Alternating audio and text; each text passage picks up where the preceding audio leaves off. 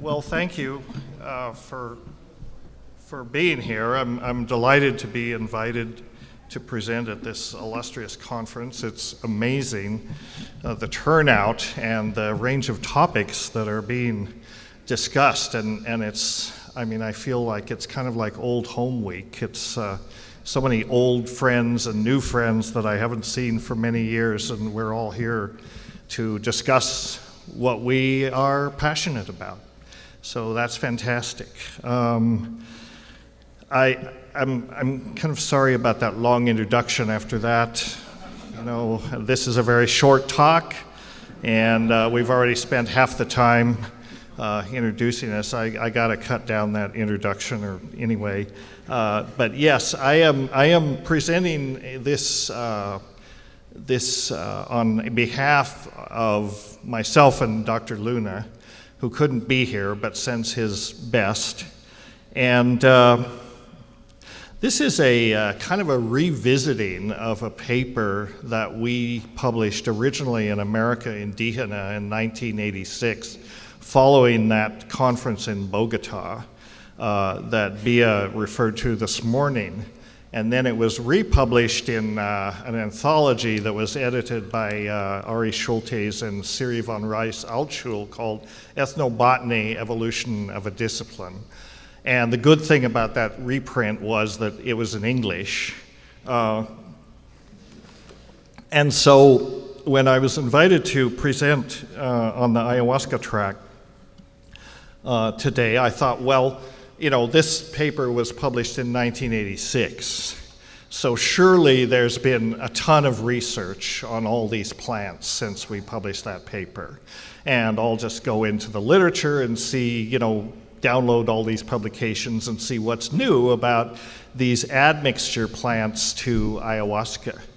Well, to my surprise, there's been very little follow-up research on these admixture plants since 1986.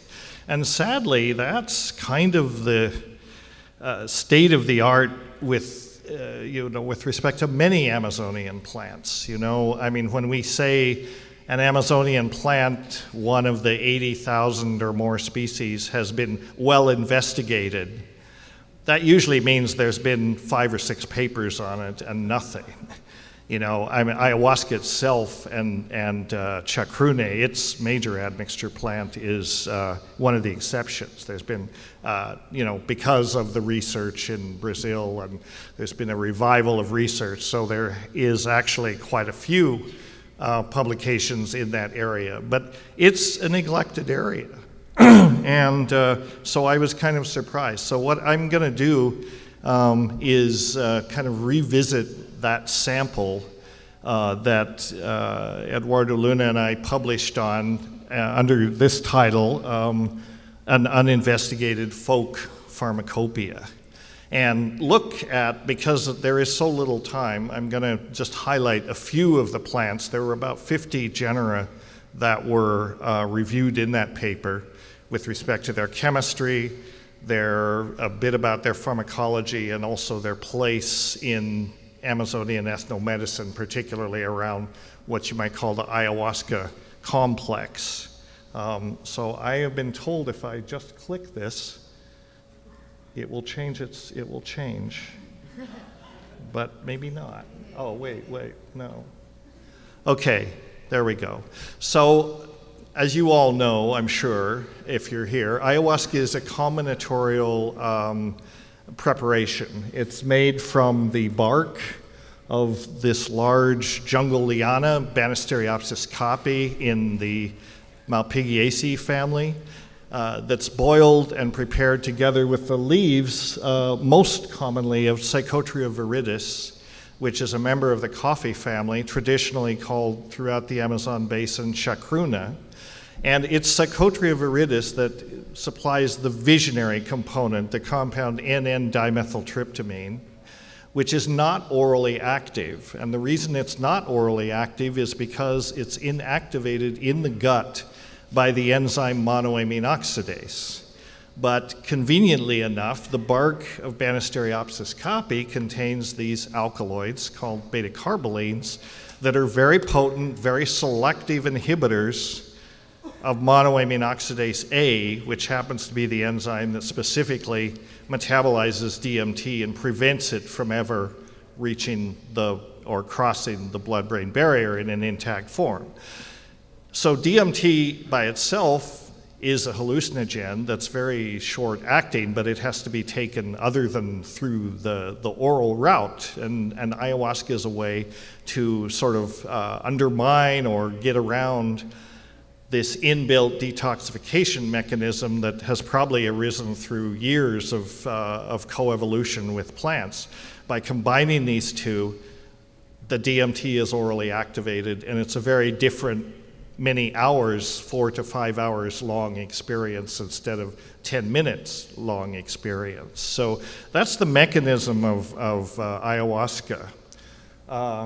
Now, there are many other admixture plants that are used with ayahuasca, and that's mainly what I'll be talking about, a few of those. But in certain parts of South America, chacruna, Psychotria viridis, is substituted by this plant here, which has various names, chagroponga, okoyahe. It's Diploteris cabarena.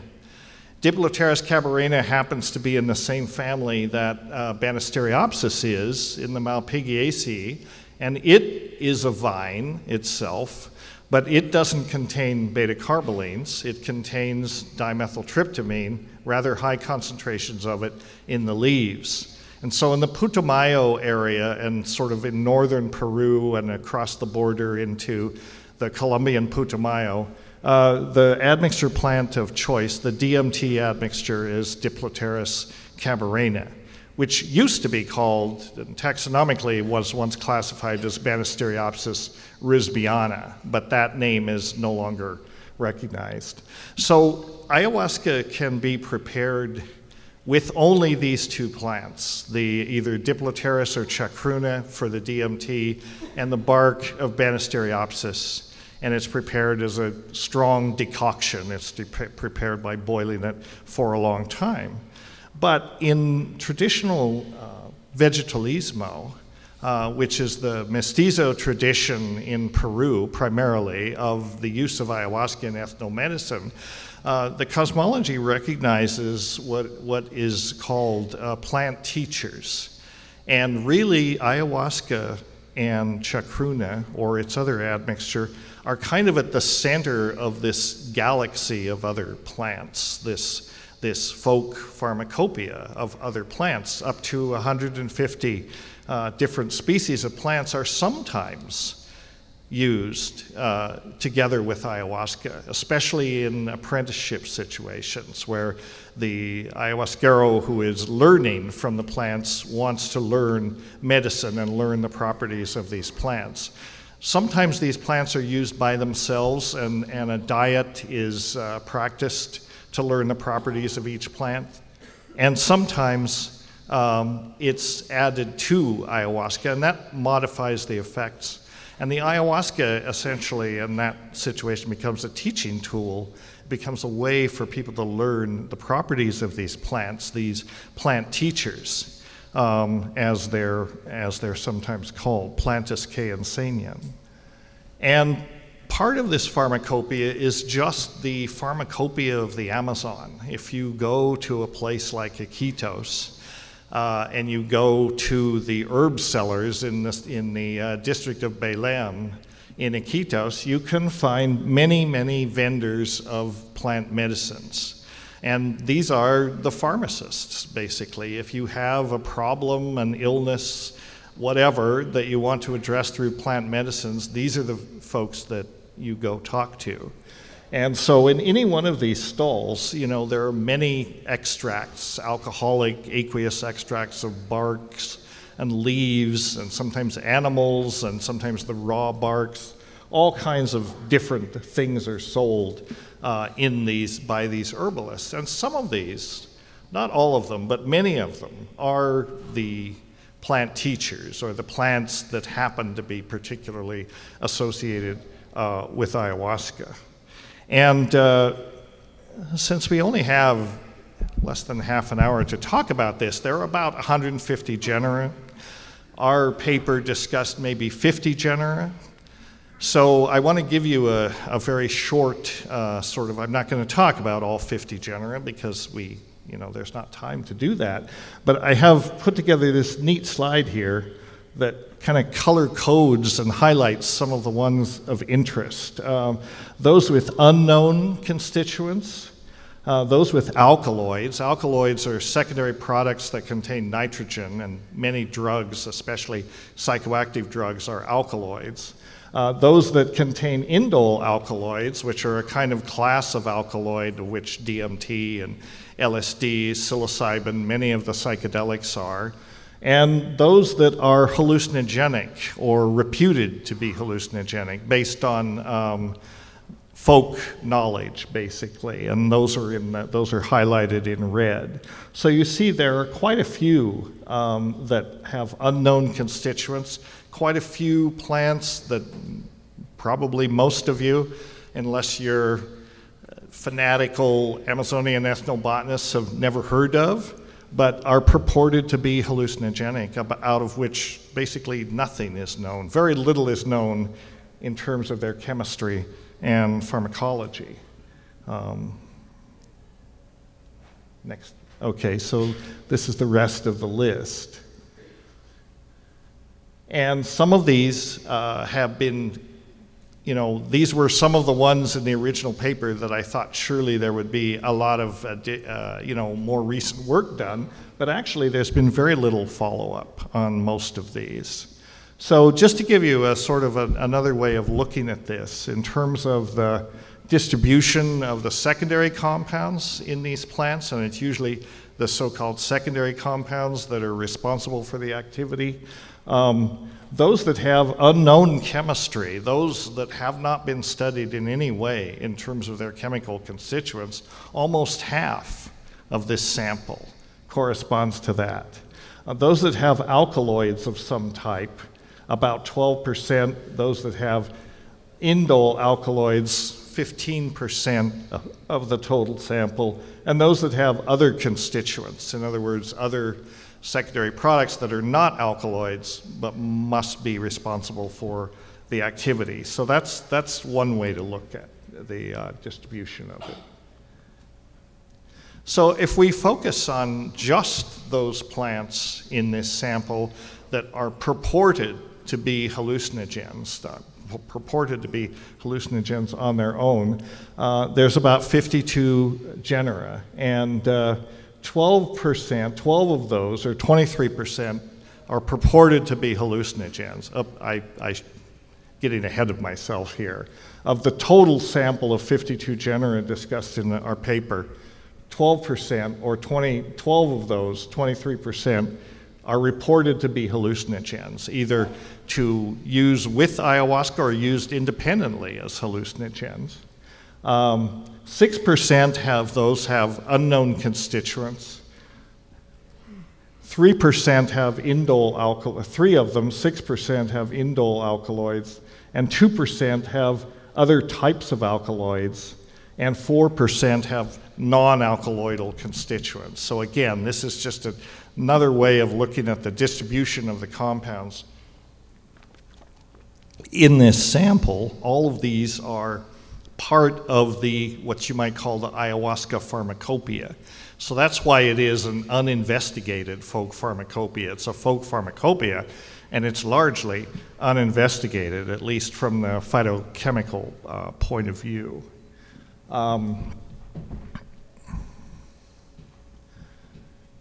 So these of the sample that are purported to be hallucinogens, as is the case with most ethnomedicines, they have other uses. They're not just exclusively hallucinogens. So this lists the ones that are purported to be hallucinogens and some of their other uses in folk medicine.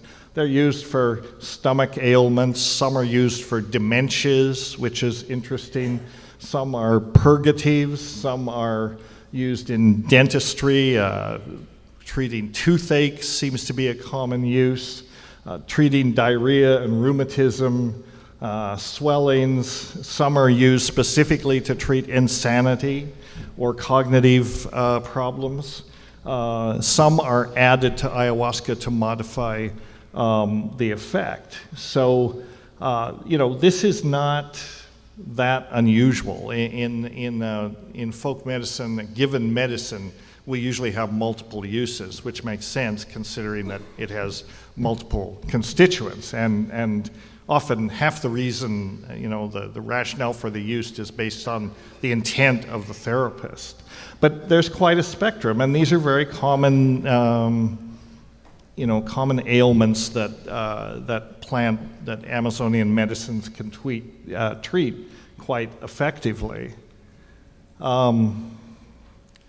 Let's see. So I just want to highlight a few of these plants because we don't have a lot of time.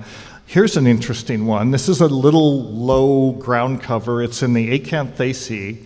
It's called Teleostachya lanceolata, or Toei.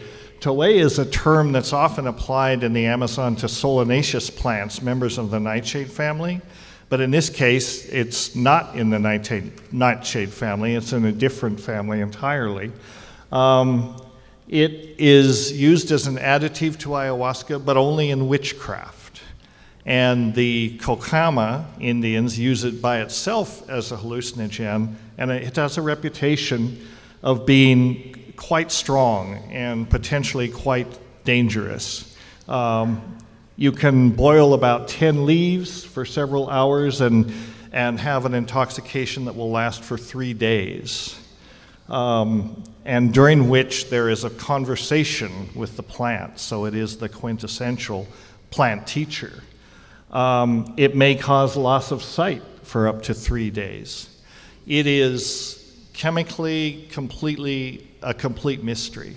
We have no idea what the constituents in that plant might be. And that's a shame, really, because if we understood that better, one of the rationales for looking at the chemistry of these things is, one, they might lead to new medicines, new therapeutic compounds that might have applications, but they also might elucidate mechanisms of action, and something that drives you crazy for 3 days and leaves you otherwise unscathed is worth looking at. For example, for understanding the genesis of mental illness.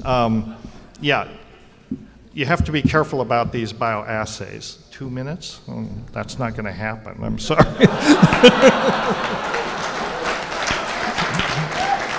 But I'll quickly run through some of these. Ahosacha, this is an important medicinal plant. Some of you who've been to South America may be familiar with it. It looks and smells, it smells exactly like garlic. And it has, Ahosacha means false garlic, and it has some of those kind of organoleptic effects. It is considered a powerful plant teacher, and it's used for learning medicine.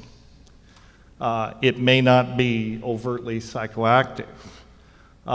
This is another plant teacher from the Euphorbiaceae family, extremely toxic family. And this contains a toxic resin that will essentially, if you take it internally, you have to drink gallons and gallons of water, or your intestines will literally burn up.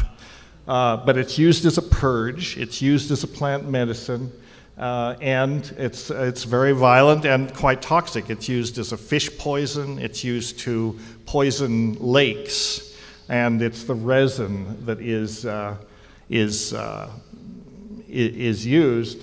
And it is used as a plant teacher, but it's considered a very dangerous one. You have to dye it perfectly, you have to approach it impeccably, or you will regret it. Here is a commonly used plant admixture in the Solanaceae family, the nightshade family. This is Brunfelsia, and it has many different medicinal uses as well. But it's used in ayahuasca it's used by itself as a hallucinogen. And notably, it causes an intense feeling of cold. So shamans use it to learn about cold, because it's not very cold down there. And also, obviously, for treating fevers. But it is used as an admixture to ayahuasca, and in folk medicine it's said to make you crazy in the head. So it's another one that, you know, is probably dangerous, but also probably worth looking at. Here is another one in the Posanaceae family, Tabernae-Montana. This genus is well known for many indole alkaloids. It's a very alkaloidal genus. And okay, there is some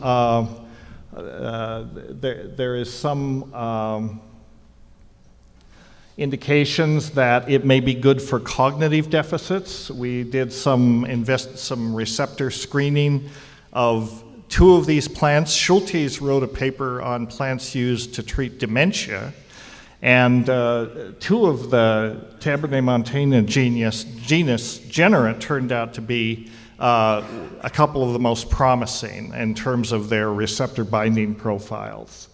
Here is another one. I'm almost done. This one is also a solanaceous plant. And this is also used to, by itself as a hallucinogen, 1-Euola ochracea. It's chemically unstudied, but its hallucinogenic activity is well established. Here's another one, the cannonball tree, or Ayahuasca, as some of you may be familiar with this plant. It is cooked with ayahuasca. The bark is consumed with ayahuasca. It's used for many things, and there are unconfirmed rumors that the rotting fruit contains a fungus that is described as highly hallucinogenic. I don't know how reliable those rumors are, but there they are. Here's another plant, and I think this is the final one. This is in the Polygonaceae family, Triplaris peruviana, or Tangarana. It's used to treat a kind of schizophrenia, a condition resembling schizophrenia, in which one hears voices, but the condition is due to possession by dolphin spirits. This is according to Shipibo shaman Guillermo Arevalo. So it is also used by itself as a hallucinogen. So my time is more than up, so thank you.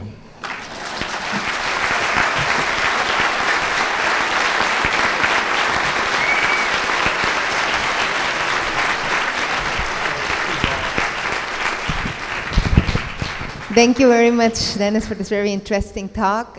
We have time for 2 quick questions. Maybe you could ask them, they can ask them together and you could answer them. Sure. So if you have any question, please come up to the microphone. We'll only take 2 questions. See, we did have time. I mean, we got time for questions. We had time to finish the talk. Too short. Thank you, Dennis. Dennis, you had Varola listed up there. I wanted to ask you about specifically 5-MeO-DMT containing plant admixtures. I understand that 5-MeO-DMT containing plants are often added to ayahuasca brews to increase their potency, especially in dissolving the egoic construct completely. I wanted to see if there's any. 5-methoxy-DMT containing plants, as far as I know, are usually not added to ayahuasca. With the possible exception might be that one I talked about at the first, Diploteris cabarena, which is reported to have trace amounts, much smaller amounts of 5-methoxy-DMT. A good example is Varola, which is on that list. Varola is a member of the nutmeg family, and the resin is used to make the DMT containing snuffs. And those are often very high in 5-methoxy-DMT as well as DMT.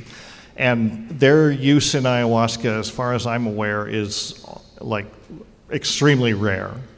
As far as I know, other people may have different information, but Varola is almost never added to ayahuasca. And the reason being that it would be too strong, taking that compound under MAO inhibition just might be a bit much. So that's about all I know about it. Great, thank you. Yeah. It's a quick question. What is the best text on looking at different plants around the world that can induce the most potent, let's say, transversement? Which book would you recommend for us to actually look at to really become experts on which plants have the highest concentration of DMT, which are the best ways to mix it, and which is the best preparation? What is the most authoritative text on this issue? This sounds to me like facilitating federal felonies. I'm not sure. I'm not sure I'm able to do that here. Well, in terms of an academic situation, I mean, if someone was to do an ethnographic, anthropological study on cross-cultural shamanism in terms of which is if wanted to use references to actually look at which cultures seem to understand this most clearly. Well,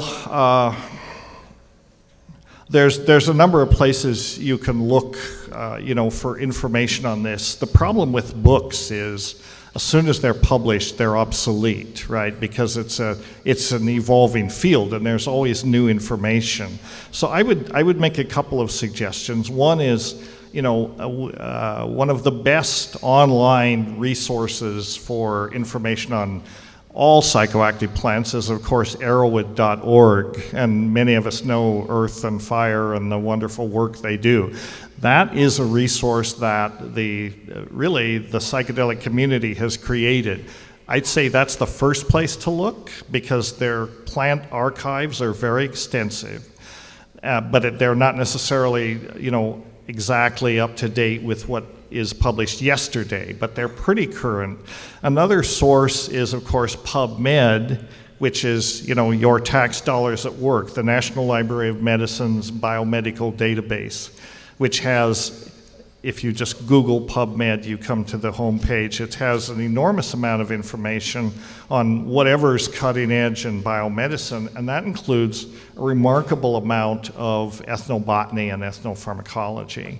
And then the books in that area, there's a fellow named Keeper Trout, who's a bit of a fanatic scholar of hallucinogenic plants, and he has published a couple of self-published works. One is called The Simple Tryptamines, and that's quite an extensive compendium